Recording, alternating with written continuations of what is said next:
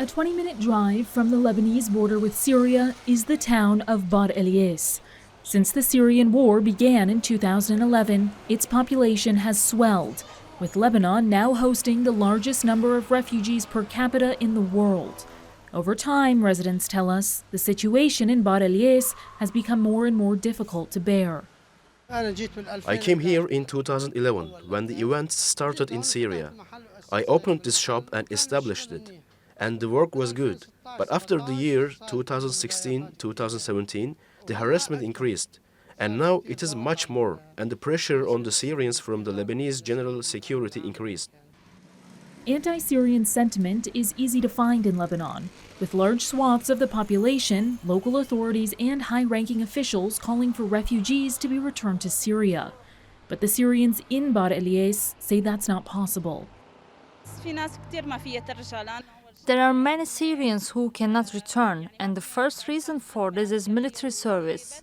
There are those whose homes were destroyed and those who were exposed to psychological trauma as a result of the war and lost their families. Many people were affected by the war that happened in Syria, so we want to have a safe place where we can live. The challenges facing Syrian refugees in Lebanon have only mounted in recent years amid Lebanon's economic meltdown. The local currency has lost some 98% of its value, sending the majority of the population into poverty. Thousands, unable to bear these conditions, have attempted to make it to Europe via the Mediterranean. But now the EU is stepping in. In May, the European Union announced a €1 billion financial aid package for Lebanon, with the money earmarked mostly for assistance for refugees and border control, in order to combat soaring people smuggling and irregular migration.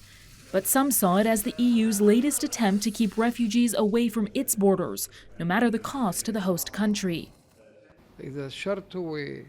If the condition is to pay this amount in exchange for keeping the displaced Syrians, who constitute a huge burden on Lebanon from the environmental, economic, developmental, social and security aspects, then we reject this matter. If the aid is unconditional, this is acceptable. But if they want us to become maritime border guards, this issue is rejected. But the money is controversial for another reason. The international community has been hesitant to inject any money into Lebanon since 2019, until sweeping reforms are made. The main issue with the support that we're having is that it's not being monitored and it's not being adhering to the human rights when it comes to how this support is being used. And in that sense, it's important that for any support provided to the government to be linked to serious reforms.